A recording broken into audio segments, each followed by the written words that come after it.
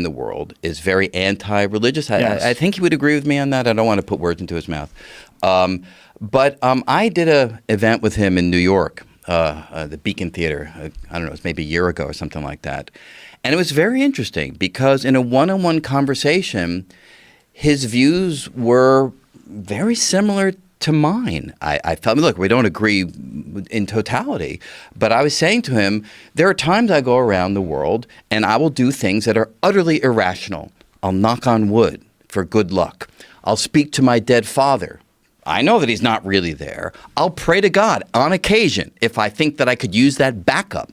Not because I think there's some bearded individual in the sky. It's just a behavioral tendency that I find to be comforting and useful. And I said this to Richard, and he said, I totally get it. I was like, what? He was like, I totally get it. He said, in fact, I don't like to sleep in a house that has a reputation as being haunted. you know, and for me, it was such a beautiful human moment. It was such a beautiful human moment where we were just like being human beings. Right. And he said, we're both sinners. And I agree. We are both sinners in that sense because we know how the world works. We know this doesn't make any sense. And yes, it's still part of somehow how we behave in the world. And I think there's a value to recognizing that that is what it means to be human.